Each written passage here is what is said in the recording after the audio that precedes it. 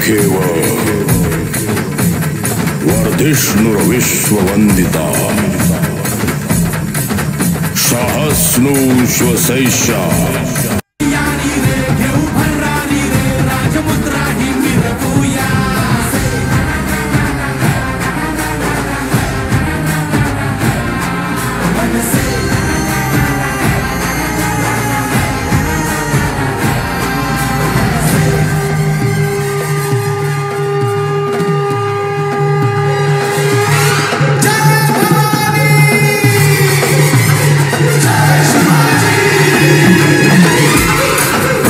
चंद्रलेखेव वर्धिष्णुर्विश्ववन्दिता सहस्नुष्वसैषा मुद्रा भद्राय राजते।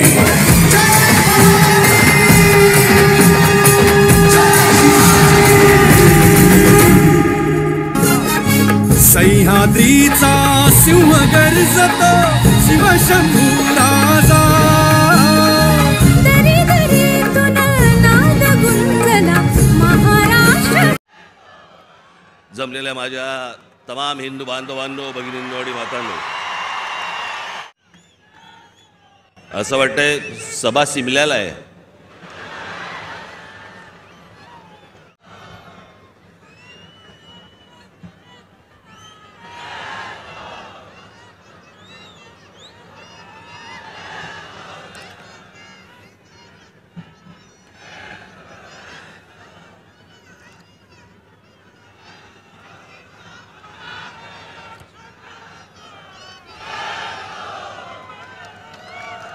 काय बोलणार?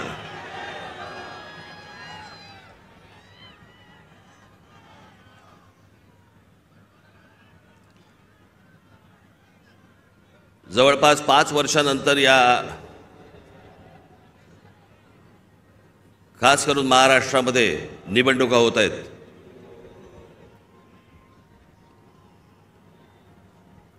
महानगरपालिकेच्या निवडणुका आत्ता होतील असं म्हणता अजूनही होत नाहीयेत।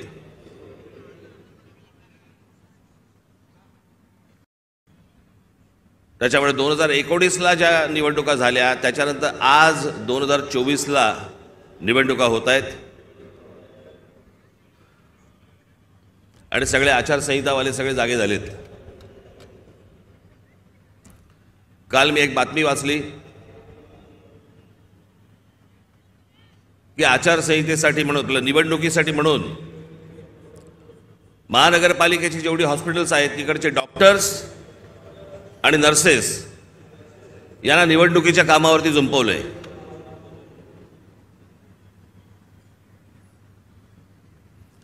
डॉक्टर काय मतदाराच्या नाडी मोजणार काय, की नर्सेस काय मतदारांचे डायपर बदलणार? ज्याच्यासाठी म्हणून त्यांची नेमणूक केलेली आहे, ज्या रुग्णांसाठी म्हणून नेमणूक केलेली आहे, तिथे ते नसावेत का? आणि निवडणुका होणार आहेत ही गोष्ट जर समजा निवडणूक आयोगाला माहिती असते ना प्रत्येक वेळेला,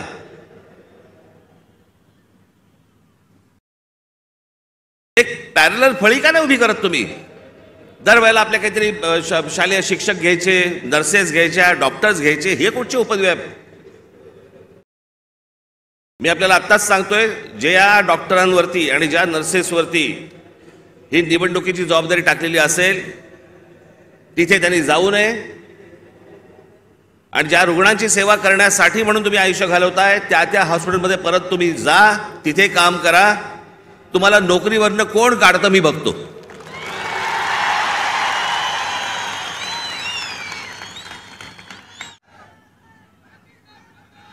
आज सगळेजण तुम्ही महाराष्ट्राच्या कानाकोपऱ्यातून सर्वजण आलात।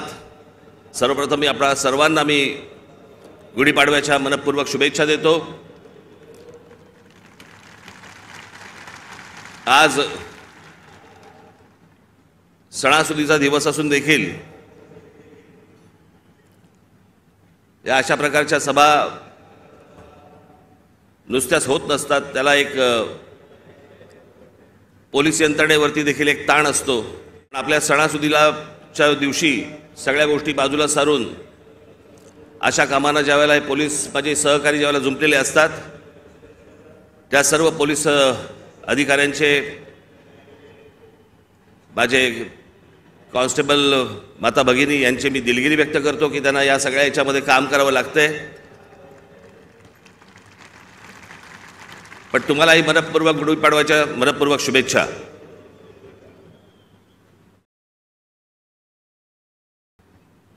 जसे तुम्ही ऐकत होतात तसा मीही ऐकत होतो.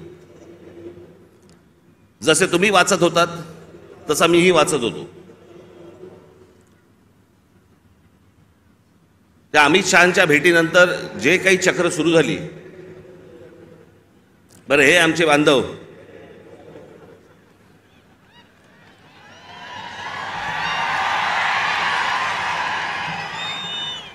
त्यांचा काही दोष नाही, चॅनल बोलले म्हणजे रोजची चॅनल्स, त्याला मी एक नाव ठेवलंय, आज मला असे वाटते. लोकांना विचारायला कशाला पाहिजे, राजकारणाला विचारायला कशाला पाहिजे, दे ठोकून आपली बातमी. वाटेल त्या बातम्या चालू होत्या, वाटेल त्या बातम्या. मी आपला एन्जॉय करत होतो. तुम्हाला काय बोलायचं ते बोला, मला जेव्हा बोलायचं तेव्हा मी बोलीन. त्या अमित शहांना भेटायला गेलो दिल्लीला.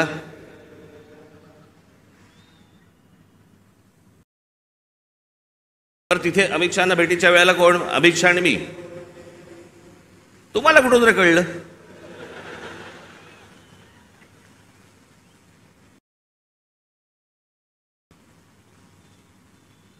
मी तिकडे दिल्लीला पोहोचलो काय, राज ठाकरेंना 12 तास थांबायची वेळ आली. अरे गधड्या, दुसऱ्या दिवशीची भेट होती. 12 तास थांबायची कुठून आली? आदल्या दिवशी पोहोचलो तिथे रात्री. त्यात थांबायचा काय विषय आला? पण हे थांबत नाहीत. मला असे वाटते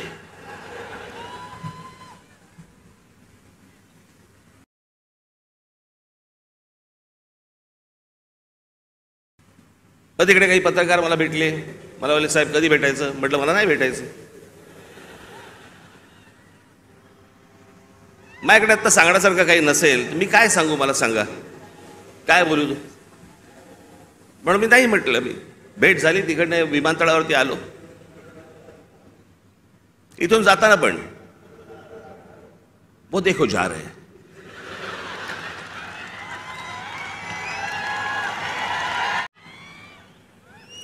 हल्ली हे असतात, पूर्वी ते आचारसंहितावाले असायचे, कुठेही कॅमेरा घेऊन जायचे. अहो एके दिवशी मी बाथरूमला चाललो होतो. मी विनोदाने सांगत नाहीये, मी खरंच तो माझ्या मागे आला.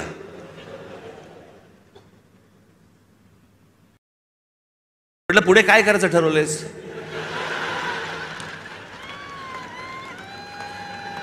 मी म्हटलं आपलं आपणच करायचंय का आपण काही सहकार्य करणार आहात?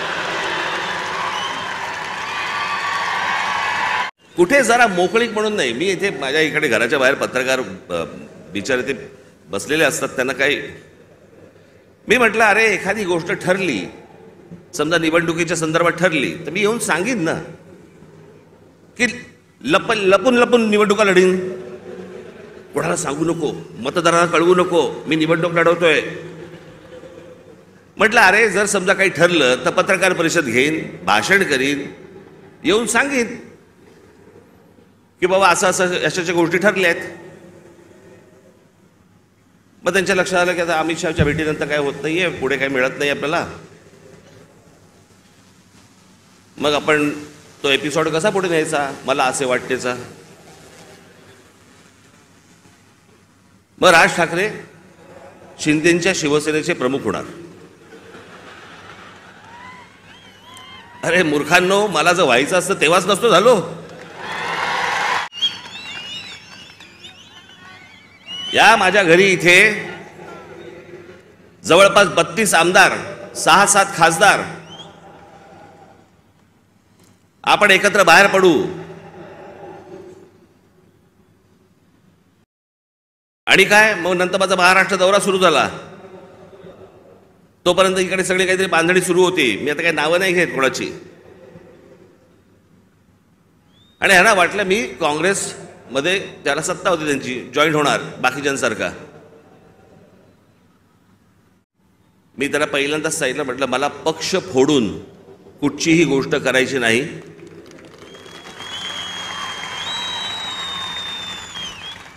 आत्ता म्हटलं माझ्या मनात विचार नाही आहे, पण जर उद्या जर समजा मी काही केलं, पाऊल उचललं, तर स्वतःचा राजकीय पक्ष काढीन, पण कोणाच्या हाताखाली काम करणार नाही.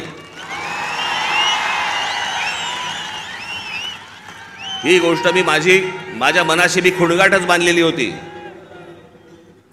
सन्माननीय माननीय बाळासाहेब ठाकरे यांच्याशिवाय मी कोणाच्याही हाताखाली काम करणार नाही.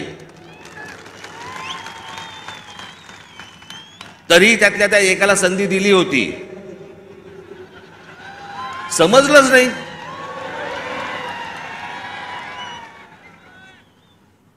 जाऊन दे, पण तो झाला भूतकाळ. त्याच्यामुळे असल्या कोणत्याही गोष्टींवरती तुम्ही विश्वास ठेवू नका. मी कोणत्याही शिवसेनेचा प्रमुख अध्यक्ष काही होणार नाही. मी जे अपत्य जन्माला घातलेलं आहे महाराष्ट्र नवनिर्माण सेना, याचाच मी फक्त अध्यक्ष राहणार.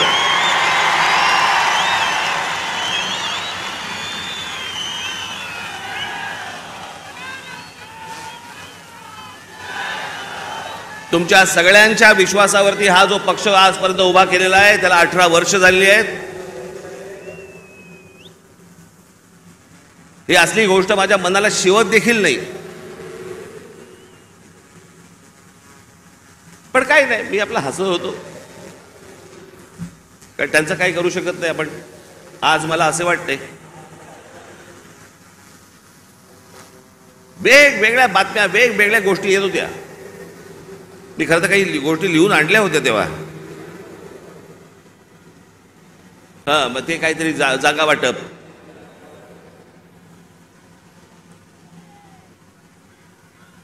जागा वाटपाबद्दल चर्चा झाली. पण मी तुम्हाला खरं सांगू ना, मी शेवटचा जागा वाटपाच्या चर्चेला जो बसलो होतो 1995 साली, त्याच्यानंतर मी आजपर्यंत जागा वाटपाच्या चर्चेला मी कधी बसलो नाही. त्याच्यामुळे माझं टेम्परामेंटच नाही. 2 तू घे, 4 मला दे, मग ही नको, ती तू घे, तू ही घे, मग मला इथे सरकव, मग ह्याला इथे. मला ते जमत नाही, माझ्याकडनं होणार नाही, माझ्याकडनं जमणार नाही.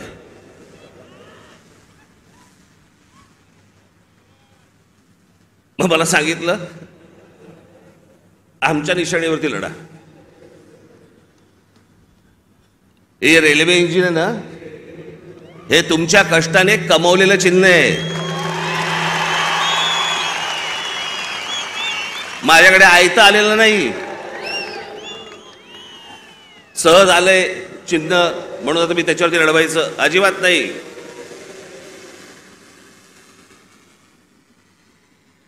चिन्हावरती कॉम्प्रोमाइज होणार नाही.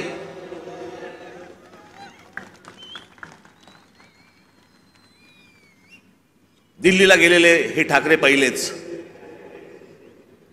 पत्रकारांना माहीत नसतं, काही माहिती नसतात, जुन्या गोष्टी काही कल्पना नसते. आत्ताच्या काही गोष्टी माहिती असतात, त्याच्यावरती आपले बस रेटायचं.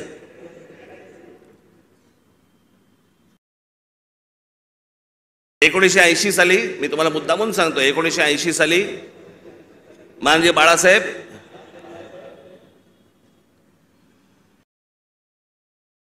दिल्लीला इंदिराजींना भेटायला गेले होते, संजय गांधींना भेटायला गेले होते. आणि भेटीला जायला काय प्रॉब्लेम आहे मला कळत नाही. मला अनेक लोक येऊन घरी भेटतात, म्हणून मी काय समजायचं, वार हे आता माझ्या घरी भेटायला आलेत मला, आता असं नाही समजत. कोणी कोणाकडे भेटायला जात असतात, गोष्टी लोक जात असतात. त्यात मोठेपणा आणि कमीपणा कसला आला. अहो 1.5 वर्ष झाले आपले महाराष्ट्राचे मुख्यमंत्री माझ्याशी बोलतायत, आपण एकत्र आलं पाहिजे, आपण एकत्र काहीतरी केलं पाहिजे. म्हटलं शी,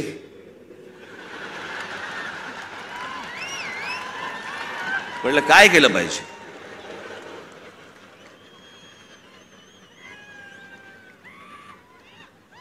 असं 1.5 वर्ष ऐकतोय. मग मी शेवटी एक काम केलं. मी म्हटलं बाबा मला समजेना, मला देवेंद्रजी पण सांगत होते, फडणवीस, एकनाथजी पण सांगत होते आपण एकत्र आलं पाहिजे, एकत्र आलं पाहिजे. म्हटलं एकत्र आलं पाहिजे म्हणजे काय?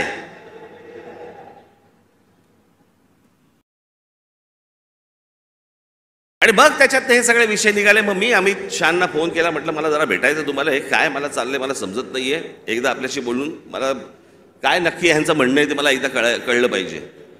मग आमचं बोलणं झालं तिकडे, मग इथे आल्यावरती आमच्या तिघांचं बोलणं झालं. मग ते सगळं निशाणीवरती प्रकरण आलं.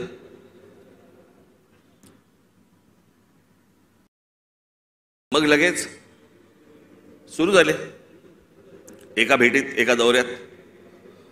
मग आता त्या लाव रे तो व्हिडिओचं काय होणार? मी तुम्हाला पहिली गोष्ट एक सांगतो, थोडीशी पार्श्वभूमी देतो. माझा जन्म ज्या घरात झाला त्या घरामध्ये शिवसेनेचा जन्म झाला.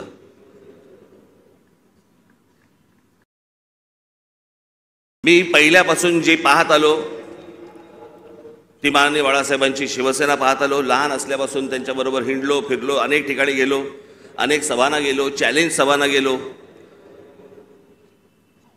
त्याच्यामुळे माझ्या आयुष्यातला एकमेव तेव्हाचा पक्ष होता तो म्हणजे शिवसेना. 1984 साली थोडा काही काळासाठी असेल, पण 1988, 89च्या आसपास प्रामुख्याने भारतीय जनता पक्ष आणि शिवसेनेची युती झाली. आणि ती युती झाल्यानंतर शिवसेनेबरोबर जर सर्वाधिक माझे संबंध कोणाबरोबर आले असतील तर ते भारतीय जनता पक्षाबरोबर आले. आमच्या गोपीनाथराव मुंडेंबरोबर आले, प्रमोद महाजनांबरोबर आले, आमच्या नितीन गडकरीजींबरोबर आले.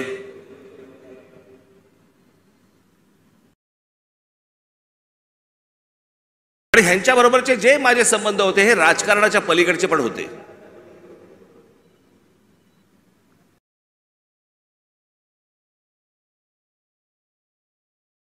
माझा संबंध कधी काँग्रेस, राष्ट्रवादीत खूप नंतर, पण काँग्रेसवाल्यांशी माझा तसा संबंध कधी आला नाही.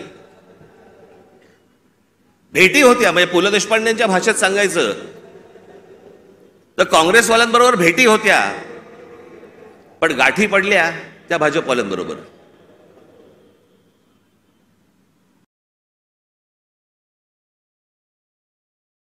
त्याच्यामुळे अनेक वेळेला त्यांच्याबरोबर माझे अगदी चांगले संबंध तेव्हापासून प्रस्थापित झाले. मग आमचे प्रमोदजी गेले,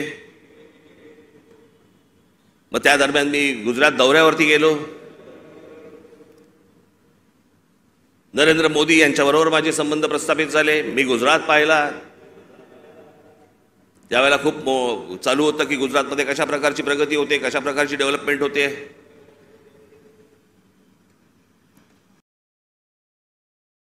ती सगळी प्रगती, सगळी ती डेव्हलपमेंट मी पाहत होतो. मला माहिती होतं. मी त्याच्यानंतर मी महाराष्ट्रामध्ये जेव्हा आलो, मला पत्रकारांनी प्रश्न विचारले, कसं वाटलं गुजरात? म्हटलं गुजरात डेव्हलप होतंय, पण महाराष्ट्र खूप पुढे आहे.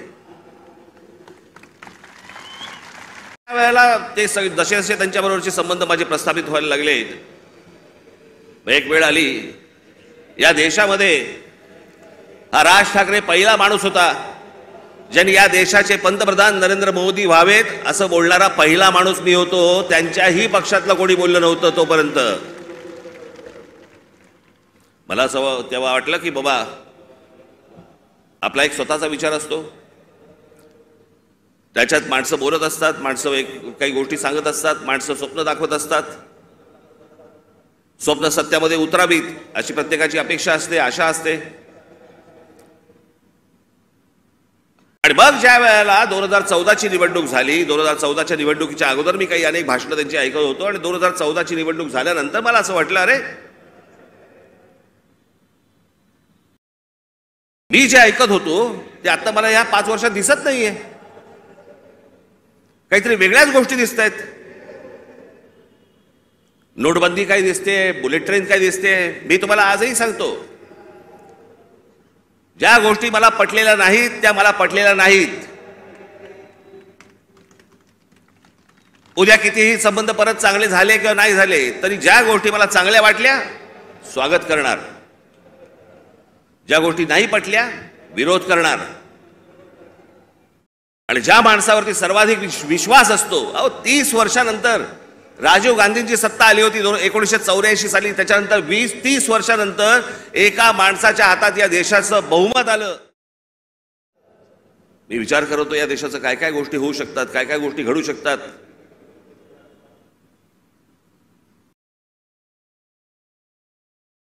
ज्यांचा संबंध नसतो ना तुमचा, त्यांच्याकडे तुम्ही दुर्लक्ष करता, 2 शिव्या आसळताना दुर्लक्ष करता. पण ज्यांच्यावरती प्रेम असतं, ज्यांच्यावरती विश्वास असतो, त्याला ज्या वेळेला कुठेतरी तडा जातोय असं दिसायला लागलं तर तो जो राग आपला असतो, तो राग आणि माझा राग तर टोकाचा आहे. मी महाराष्ट्रावरती प्रेम करतो, महाराष्ट्रातल्या मराठी माणसांवरती प्रेम करतो, महाराष्ट्रातल्या मराठी भाषेवरती प्रेम करतो, टोकाचं प्रेम करतो.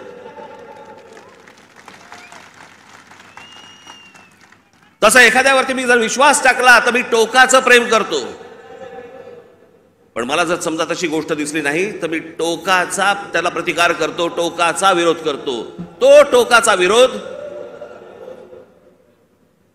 तो 2019 सालच्या माझ्या त्या लावरे तो व्हिडिओचं काय त्याला कोणीतरी टॅगलाईन दिली, लावरे तो व्हिडिओ. पण त्या सगळ्या गोष्टींमध्ये ती गोष्ट तुम्हाला दिसली असेल. होय, टोकाचा विरोध केला मी. ज्या ज्या वेळेला त्यांच्याकडनं चांगल्या गोष्टी ज्यावेळेला घडल्या, 370 कलम ज्यावेळेला रद्द झालं त्यावेळेला अभिनंदन करणारं पहिलं ट्विट माझं होतं.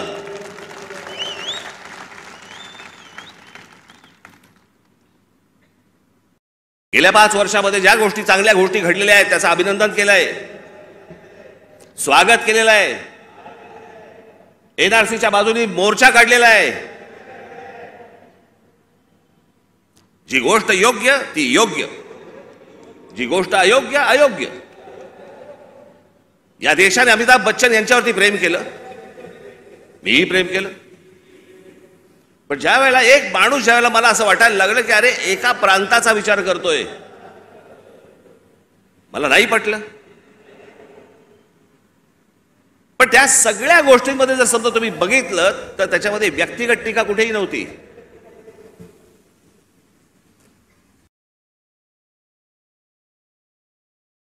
आज उद्धव ठाकरे आणि संजय राऊत ज्या प्रकारची टीका आज नरेंद्र मोदी आणि भारतीय जनता पक्षावरती करतायत तशी माझी टीका नव्हती. मला काही नको होतं, मला मुख्यमंत्री पद मिळालं नाही म्हणून मी विरोध नाही केला, मला भूमिका पटली नाही म्हणून मी विरोध केला.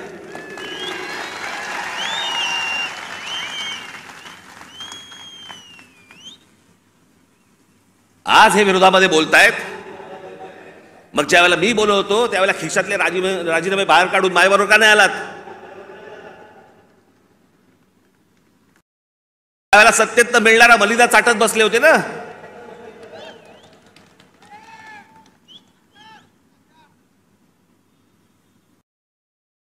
आज ह्यांना या गोष्टी सुचतायत. याचं कारण तुमचा पक्ष फुटला म्हणून, याचं कारण तुम्हाला सत्तेत हाकलवलं म्हणून, तुमच्या स्वार्थासाठी म्हणून या सगळ्या गोष्टी तुम्ही केल्यात. मी त्या गोष्टी नाही केल्या. मला भूमिका नाही पटली म्हणून मी विरोध केला, मला त्याच्या बदल्यात काही हवं होतं म्हणून नाही विरोध केला.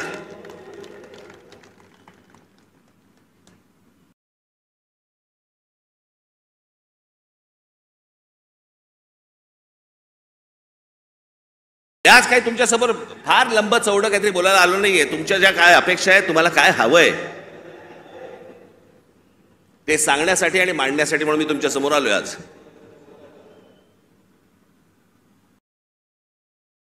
नरेंद्र मोदींकडनं कसं आहे, आज तरुण, आज आम्ही दुपारी बोलत होतो, 2006 साली ज्यावेळेला मी पहिलं महाराष्ट्र नवनिर्माण पक्ष स्थापन केल्यानंतरचं पहिलं भाषण ज्यावेळेला मी इथून केलं होतं त्यावेळेला मी असं म्हटलं होतं, ज्याच्यावरती अनेक लोकांनी चेष्टा केली.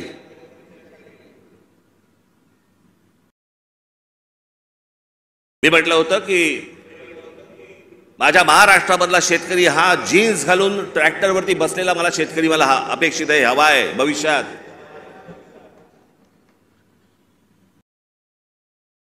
2006 पासून ते युग सुरू झालं होतं. आज या जगामध्ये सगळ्यात तरुण जर देश कुठचा असेल, तरुण, तो आपला भारत देश आहे, हिंदुस्थान आहे. सर्वाधिक तरुण ना अमेरिका आहे, ना जपान आहे, ना अजून कुठचा देश आहे. आज फक्त भारत तरुण आहे.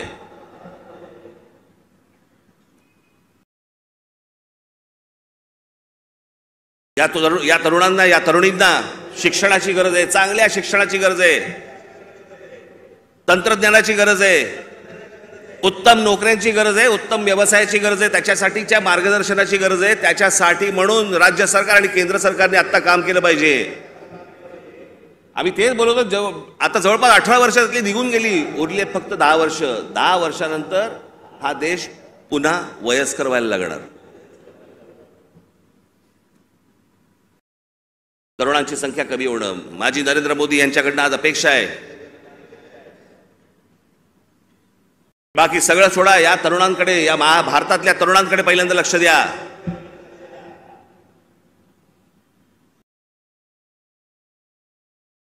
हेच ते फ्युचर आहे, हेच ते भविष्य आहे.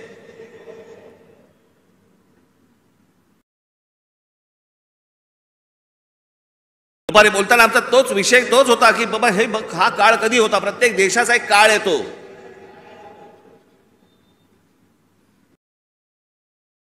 जसं जपानमध्ये एक काळ आला. जपानमध्ये ज्यावेळेला काळ आला त्यावेळेला तिकडे त्या अनेक कंपन्या उभ्या राहिल्या, सोनी पासून होंडा पासून काय काय अनेक गोष्टी सगळ्या उभ्या राहिल्या.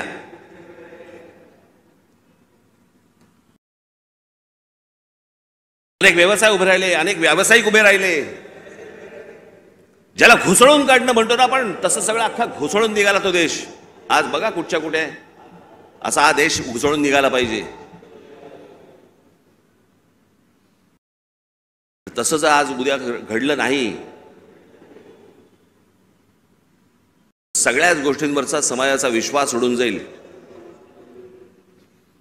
या देशामध्ये दुसरं तिसरं काही होणार नाही. या देशामध्ये फक्त अराजक येईल.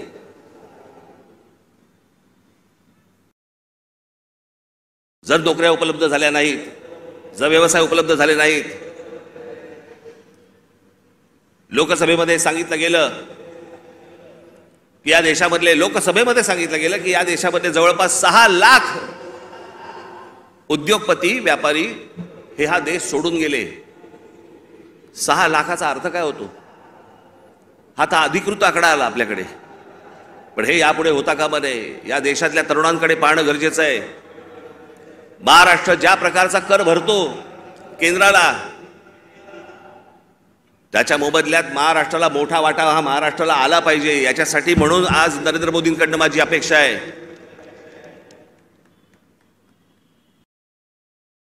अनेक गोष्टींची अपेक्षा आहेत. पुढचं काय 5 वर्षात काय घडतंय, ही निवडणूक, येणारी लोकसभेची निवडणूक या देशाचं भविष्य ठरवणार आहे. की आपण खड्ड्यात जाणार आहोत का आपण वरती जाणार आहोत.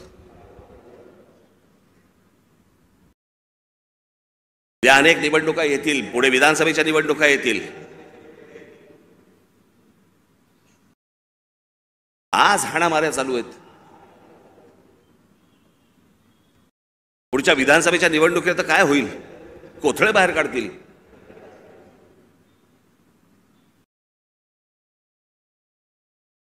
याचं कारण मी मागच्या वेळेला तुम्हाला आठवतं, मी बोललो होतो तुम्हाला इथेच गेल्या वर्षीच्या सभेमध्ये का त्याच्या गेल्या वर्षी सभेमध्ये, तर आठवत नाही. महाराष्ट्रात कॅरम चुकीचा फुटला गेलाय. कोणाच्या सोंगट्या कोणाच्या भोकात आहेत तेच कळत नाही.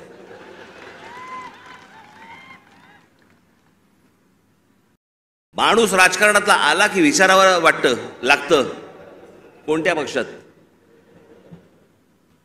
मध्यंतरी मी आपल्या पुण्याला गेलो होतो नाट्य संमेलनाला. तिकडे 5 जण मला भेटायला आले, नगरसेवक होते राष्ट्रवादीचे.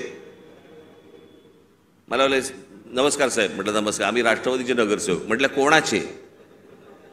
त्यातले 3 बोलले आम्ही दादाचे, 2 बोलले आम्ही शरद पवारांचे. अशी सगळी परिस्थिती या महाराष्ट्राची झालेली आहे. या महाराष्ट्रातनं पुढे जाताना आपल्याला मार्ग शोधायचा आहे, आपल्याला मार्ग काढायचा आहे. माझ्या महाराष्ट्र सैनिकांवरती विश्वास आहे. आपण योग्य मार्ग आपण या महाराष्ट्राला दाखवू, निश्चित दाखवू.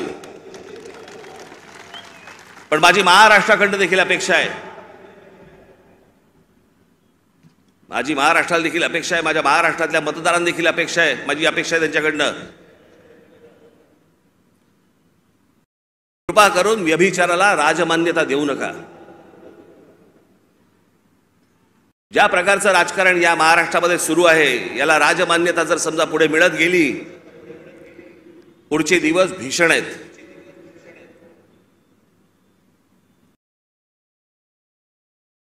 पण या आजच्या सगळ्या परिस्थितीमध्ये जेव्हा सगळ्या बाजूनी मी जेव्हा पाहतो त्यावेळेला मला असं वाटतं की आज किमान पुढच्या 5 वर्षांसाठी देखील विषय आपल्याला पुढच्या 50-100 वर्षांचा करायचा असतो.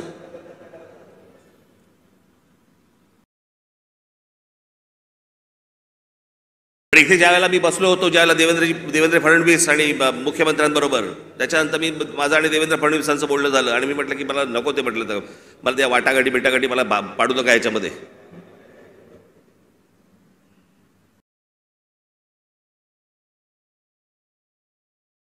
मी म्हटलं तुम्हाला मी आज सांगतो, म्हटलं त्या राज्यसभाही नको आणि ती विधान परिषदही नको.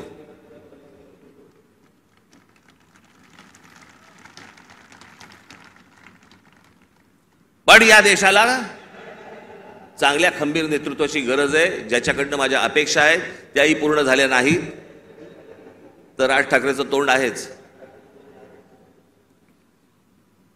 पण या पुढच्या काही भवितव्यासाठी म्हणून खंबीर नेतृत्वाची गरज असताना म्हणून मी त्यांना सांगितलं मला काही अपेक्षा नाही आहेत. महाराष्ट्र नवनिर्माण सेना, भारतीय जनता पक्ष, शिवसेना आणि एनसीपी, परंतु फक्त नरेंद्र मोदींसाठी बिनशर्त पाठिंबा देत आहे हे मी आज आपल्या समोर सगळ्यांसमोर जाहीर करतो. आणि माझ्या गावागावातनं सगळ्या महाराष्ट्रामधनं आलेल्या माझ्या सर्व महाराष्ट्र सैनिकांना मला फक्त एकच सांगायचं आहे,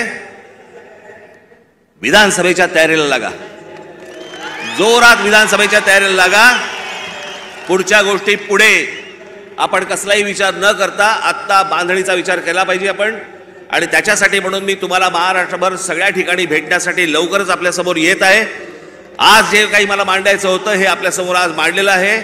उद्या अजून जर समजा समोरच्यांची पकपक झाली तर अजून माझी दारखिडक्या उघड्या करायला तोंडाच्या मी मोकळा आहे. आपण निश्चिंत राहा, जिथून आलेला आहात तिथून व्यवस्थित जा. जाताना आपण व्यवस्थित गाडीने ज्या आलेला आहात गाड्या नीट सांभाळून चालवा. घरचे लोक आपली वाट पाहत असतील. पुन्हा एकदा मी आपल्याला सर्वांना मी गुढीपाडव्याच्या मनपूर्वक शुभेच्छा देतो आणि आपणा सर्वांची मी रजा घेतो. धन्यवाद. जय हिंद, जय महाराष्ट्र.